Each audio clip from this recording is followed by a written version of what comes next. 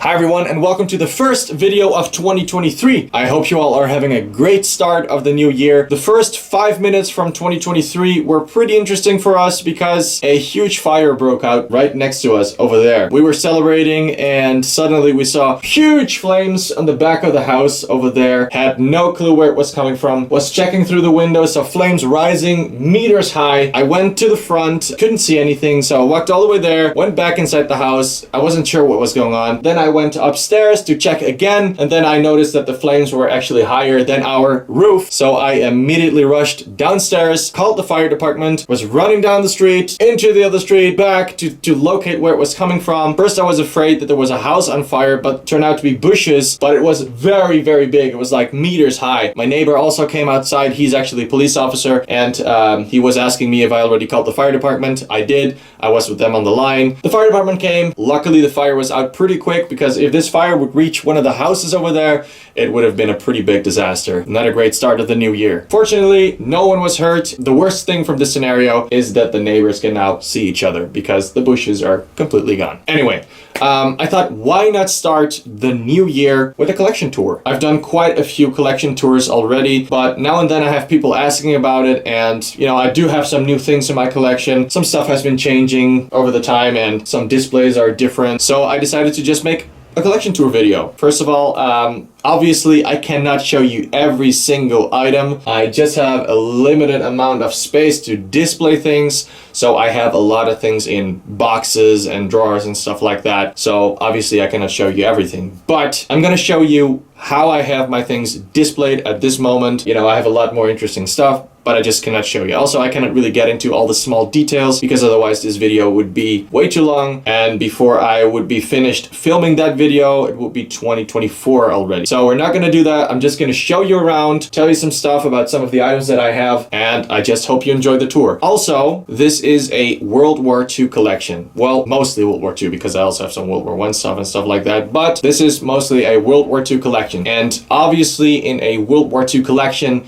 you will find items with swastikas on them because it's part of history. So if you don't like to see swastikas, do not watch the video. I'm just giving you a warning right now. I do have items with swastikas on them and I will show you them. I just want to warn you for that, just to make sure. I have absolutely nothing to do with the political blah blah blah blah blah. I'm just a collector and a reenactor, and that's why I have these items in my collection. Nothing more, nothing less. So I will walk you through my World War II collection, I will show you historical artifacts, and you will see Nazi symbols. So you have officially been warned. Well, with that being said, I hope you enjoy the tour.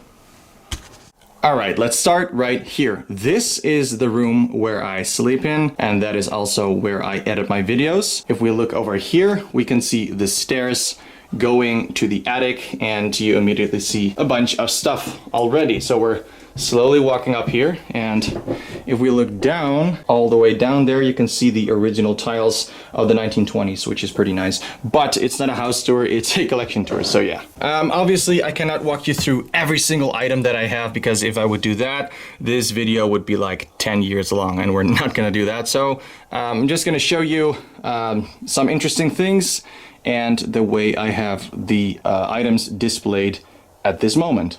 All right, let's start with this. This is an original World War II camouflage roll. Obviously, as you can see, this one was never used. It's still packed. They would use this material between the helmet nets and stuff like that, camouflage nets, just for camouflage purposes. So that's pretty interesting, unissued condition. Let me get up right here, and first let me just show you what it looks like from over here.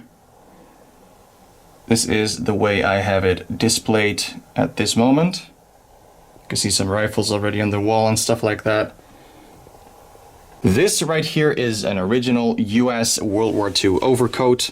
Very nice and warm. I know that because I recently used this one in a reenactment. Actually, the second time I've been using this one. I bought it for a good price. It still even had the washing label inside of it in size 44R. Also still has the original label inside. So yeah, like I said, I used this one for reenactment. If it was in very worn condition, like, field repairs and stuff like that, and original patches and blah, blah, blah, stuff like that, I would not use it because I would hate to damage something like this. But something that is like in mint condition, And yeah, I mean, it didn't see a lot of action, so that's why I'd rather use something like that instead of something that's in, you know, heavily worn condition. So I don't like to mess around with things that have, you know, stories and stuff like that. So this one is just in mint condition, so perfect for reenactment. I really have to watch out that I'm not going to talk too much with every single item, because then it's still going to be a video from like 10 years. Here we go, some more uniforms. We have a M41 jacket with the old hickory patch. This is an original patch. It's been on there for quite a while. I've been wearing this jacket quite a lot. I also was wearing this exact jacket when it was 75 years of liberation. Met a lot of veterans at those events. That was an amazing experience. So this jacket is pretty special to me. Right next to it, we have an airborne jacket. 82nd Airborne M43. Right here we have another M43 jacket. As you can see, this one is lighter color. Beanie. Right here we have some signs. Made these signs myself. Perfect display material for reenactments. This one says, "Be alert, all mines and booby traps have not been cleared. Watch your step, your first mistake will be your last." And there's another one behind it right there, and some smaller ones, but I'm not, like I said, I'm not getting into all the small details right now. Right there we have an ammo box from 1942, T-shovel, another shovel right there. We have some gaiters. Actually, this is more camouflage material, never used. So here we have just a pile of equipment. As you can see, we have a lot of pistol belts. These are actually M1 Garand belts, later war types, the ones made from canvas instead of leather. Like I said, lots of pistol belts right here. Unissued condition, mint condition. Bought these last time at the Cine Military Affair. Really, really nice. So yeah, a bunch of stuff. Some garrison caps, 2nd Armored Division, M1 carbine pouch with magazines, as you can see. Actually has original rounds in it, but these are deactivated. They have holes drilled inside of them. Some equipment. Right there on the top, you can see a very nice and worn M1 Garand belt. Really, really, really nice. I like the look of this one because it's so worn. And underneath it, we have a pistol belt with M1 carbine pouch. This is a first aid pouch. There's usually a first aid kit inside of that. Here's another one. And actually something funny that happened with that Garand belt. A couple of years ago, I had an event in Belgium, and I was actually wearing this M1 Garand belt because, you know, it looked really nice. So I was wearing that one for my impression. Right now, I'm not going to wear it anymore. It's just hanging on the wall for display, that's all. But I was wearing this one back then, and, you know, my impression was obviously a US soldier. And there was this kid, a small kid. He was a fan of mine. He wanted to make a picture with me and stuff like that. But I was wearing this belt, and he suddenly said to me, "Can I call you Matt?" I was like, "Matt? Why would you call me Matt? My name is not Matt. My name is Nick." And later he asked me again. He was like, "Can I call you Matt?" I was like, "My name is Nick. My name is not Matt. Why would you want to call me Matt?" But here comes a weird thing. Actually, on the back of this M1 Garand belt is written the name Matt. M-A-T-T. What? How? I mean, why in the first place would this kid call me Matt? And he could have never known because it was in the back of the M1 Garand belt. It's written there. So it's actually giving me goosebumps because back in World War II, a soldier was wearing this belt. A soldier called Matt was wearing this belt. And this kid is asking me while I'm wearing this belt if he can call me Matt. Like, what? Why? That's one of those weird things that you're questioning yourself about. Really strange. But yeah, interesting belt. As you can see, we have quite a bit of stuff displayed right here, and it is actually displayed on an original World War II stretcher, which is also really interesting. So what we have displayed here are some M1 Garand bayonets. This one is interesting. There should normally be a ring right there that goes around the barrel, but it has been removed for some reason. This one is extremely sharp, but that's a nice original World War II bayonet. This bayonet is interesting as well. This one looks normal, but still a little bit different. That's because this is actually a Greek contract M1 Garand bayonet. You can see it right there. The stamping is quite unusual. Also has a number right there, which is also unusual for an M1 Garand bayonet. So it's a Greek contract M1 Garand bayonet. It also has this scabbard, which is also marked with EUS right there, EUS and a flaming bomb. And also something different is the tip of the bayonet. This is a pouch for the M1 Garand cleaning rod. there would normally be a cleaning rod inside there. And you know, you would hang this on the pistol belt. And obviously it's to clean your rifle. Right next to it, we have another unissued pistol belt. Great condition, mint condition actually. Really, really nice. As you can see, it's just not used at all. So, but this one together with that one for a very cheap price. This is in a military affair. This is pretty interesting too. This is a US World War II grenade launcher sight for on the rifle. As you can see, it's in mint condition. It's never used. It's like it's a replica. It's insane after so many years. But we can see, here we have the manual. It says right there, grenade launcher sight M15 for M1903, M1903A1, M1903A3, M1 rifles, and M1 carbine. As you can see, it's still all in there. It's in the paper. I'm not going to take it out right now.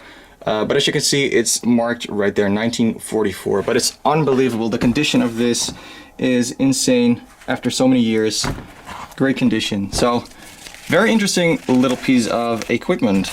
Right here we have a later war M1 Garand belt. As you can see, the color is darker green. It has the shovel, first aid pouch, fuel bottle with cup, and the M1 Garand bayonet. This actually is just a standard World War II M1 Garand bayonet. This one is complete and in very nice condition.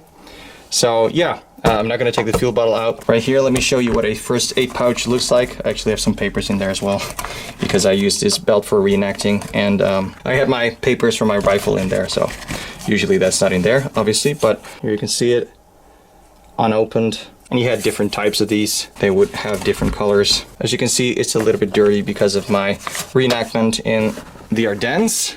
Now let's take a look up here. Caliber 30 M1 ammunition boxes. We have a fuel bottle made from stainless steel, marked 1943. We have a canteen cup with a spoon inside, or is it a fork? It's a fork. 2 original mess tins. I actually bought these 2 mess tins last time when I was the military affair in Sine. I actually made a video about that as well. I discovered some names that were on the mess tin from the previous owner. So if you're interested in seeing that, be sure to check out that video. Here you can see some original World War II 30-06 rounds. These are all deactivated, as you can see. Let me show you really quick. They have holes inside of them. 30-06. Oh! Yeah, it's one of those things that I hate. Oh my god. Oh no! They're stunning again. But yeah, like I said, original rounds from the Second World War deactivated. Here we can see a bunch of M1 Garand clips. If you want to have fun, just keep a clip like this in your pocket and do this now and then when you're bored. Get this nice ping sound. They obviously don't have live rounds. They're all fired blank rounds, just for display. Right there we have another mess tin and some cutlery, as you can see. They're all saying US. They're all World War II. Here we have some World War II napkins, Waldorf. I make rations myself and use them for reenacting. This little item here is actually a winter trigger for the M1 Garand. As you can see, it's in unused condition. Still has a lot of oil on it. But yeah, winter trigger for the M1 Garand. So interesting little piece of history right there for the M1 rifle. Yeah, we have some helmets here. These are all original US World War II M1 helmets. Here we have 3 different types of nets. You can see the bigger holes right there.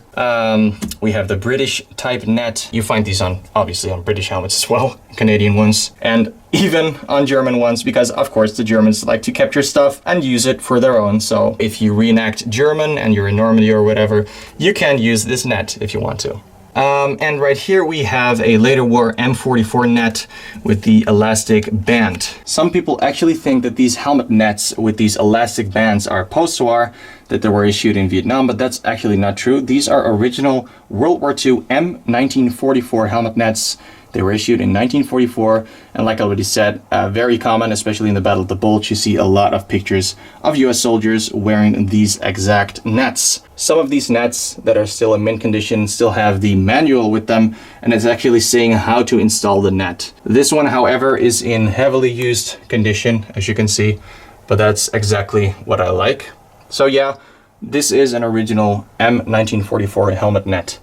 So about the helmets themselves, these are all US World War II M1 front seam helmets, all produced during the Second World War. Just some education in case you didn't know. If an M1 helmet has the seam on the front, just like that, it is always going to be a World War II helmet. In late 1944, they switched the seam from front to rear. So if you have a rear seam M1 helmet, it could still be a World War II helmet, but then you have to take a look at the heat stamp. All these helmets have heat stamps. Because of that, you can look up the date and see when it was manufactured. I can't show you right now because they're all, piled up. But yeah, you can always take a look at the heat stamps, of course. But like I said, just the most important thing to know is the seam on the front, then it's always a World War II shell, and it's going to be an earlier World War II shell. They produced 22 million M1 helmets during World War II. They were made by two manufacturers. One, which is the most common, was McCourt.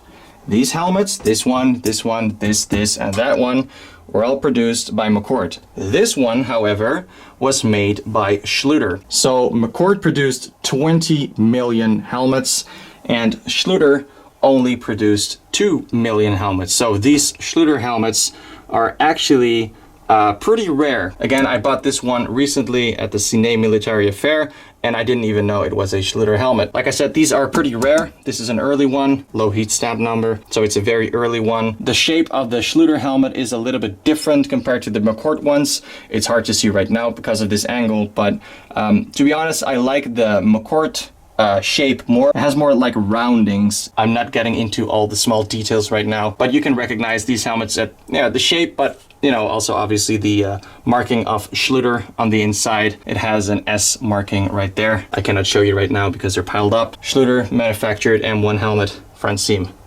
So these helmets are all front seam, some fixed bill, some swivel bill. Well, what's swivel bill, what's fixed bill? Swivel bill means that this can actually move, and fixed bill, then it's just a hook basically welded like this. Those are really early, but often they broke off and they were, changed during the war to swivel bill.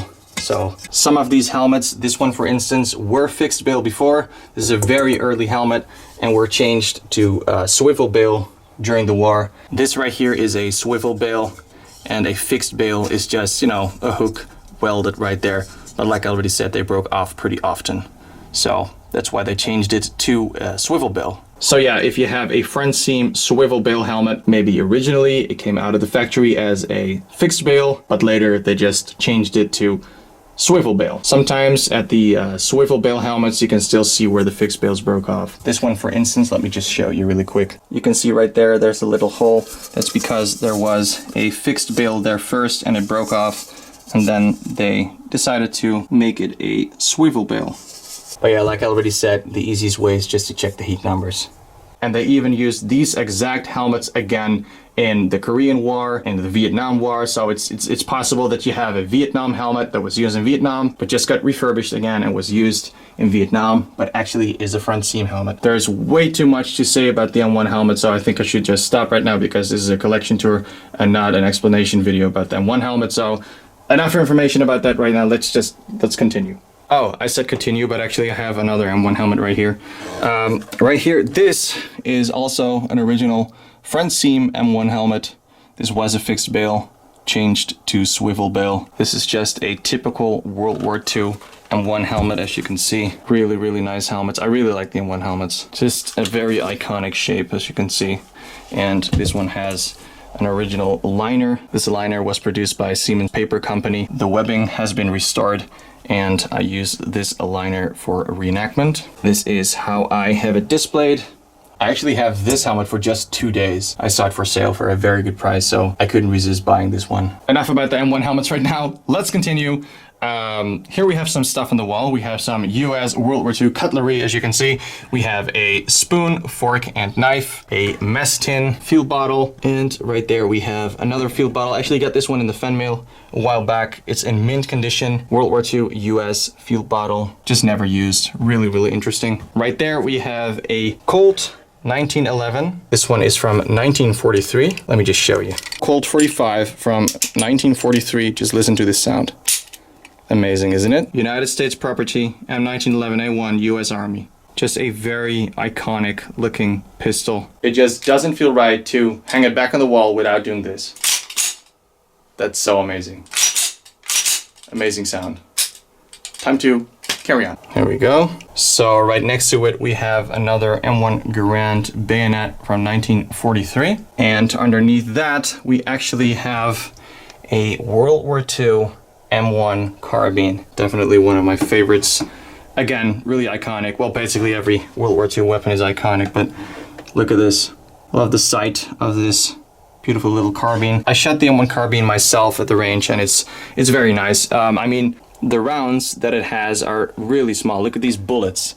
The bullets are extremely small compared to the 30-06 for the M1 Garand. But I can confirm that this little bullet easily goes through a German helmet.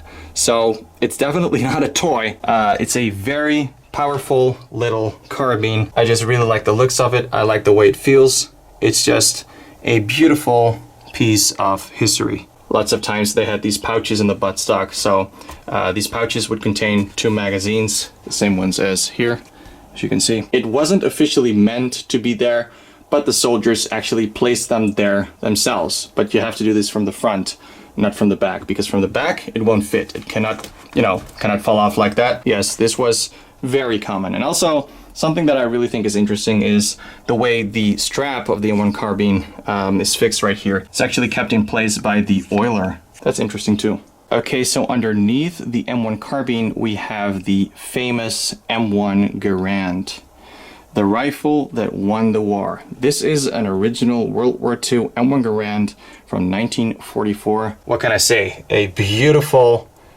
and this one is especially iconic rifle. It's I love the sound of the M1 Garand. I mean, who doesn't? It's definitely bigger than the M1 carbine. You would insert a clip right there with 8 rounds, 30-06. Obviously, the M1 Garand is famous for its beautiful sound. What it just likes to do with this rifle,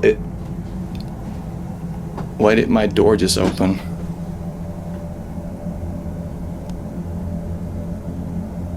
Huh. Interesting. First, we're going to continue talking about the M1 Garand, and then I'm going to see if there's a ghost in my room. Like I was saying, what I just like to do is sit with this rifle, insert an empty clip, and just enjoy the sound all the time. I always use this one for reenacting.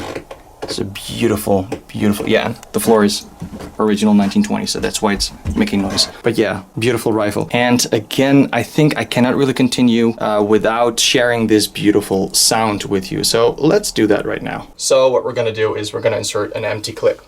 So here we go, just open it up. Then we have our clip right there. Put it in, and now get ready for the famous M1 Garand ping. Are you ready? Let's go. Only that sound is already enough to get you interested in World War II history. It's awesome. And if you cannot buy an M1 Garand, just buy a clip. I really hope you enjoyed that sound. Right underneath it, we actually have only the stock of an M1 Garand. You're probably like, why do you only have a stock of the M1 Garand hang on the wall? Well, it's actually a very, very interesting one. Let me show you. Look at that. You see those marks right there? Those were done with a knife, and these indicate kills. Even has a name carved on the other side. A female name, actually, so that's quite interesting. Maybe the name of the rifle? I don't know. But these are definitely made to count kills. So 4 kills. That makes this stock very interesting. As you can see, it's in worn condition, and this right there just makes it very, very interesting. In case you want to order some food, you can if you want to.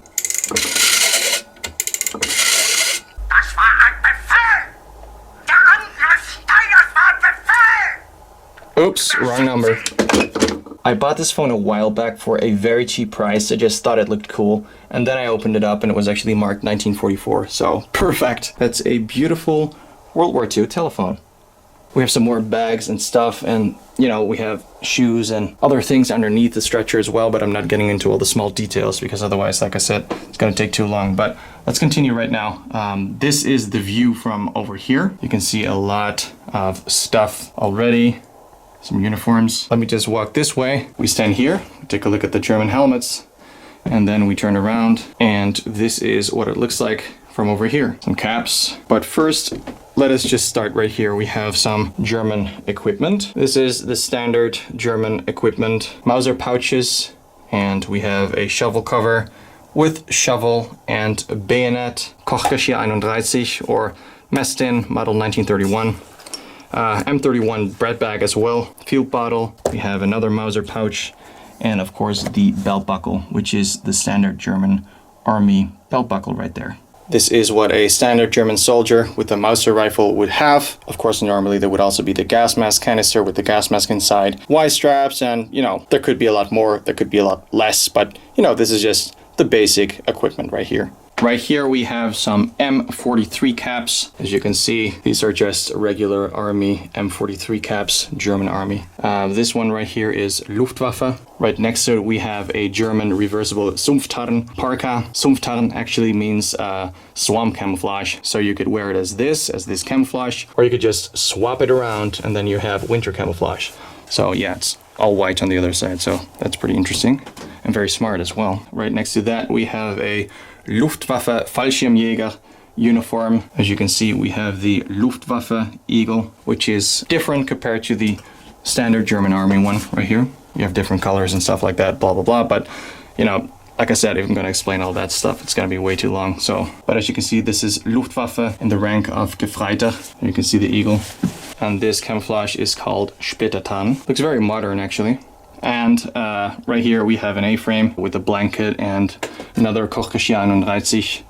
Above that we have a sign. This is an original sign. It says Zum Luftschutzraum, which means to air raid shelter. I bought this sign at the Eyewitness Museum because the museum stopped and they were selling stuff, and I thought this sign was very interesting. I've seen it hanging there for years. Original World War II signs are pretty hard to find. Just a very interesting piece of history. Sometimes you just really wonder how much people have seen this sign. What were they thinking when they saw this sign? Did they hear air raid sirens and were running and saw this sign and went down into a shelter? You just don't know. Every single item has its own story. You just never know. See?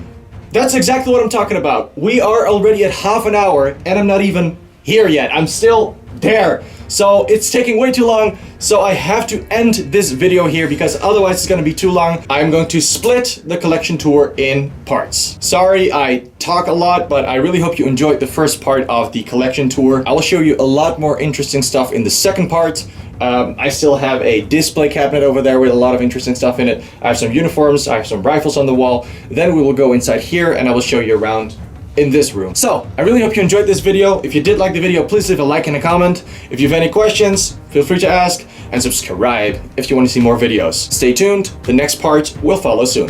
Have a nice day.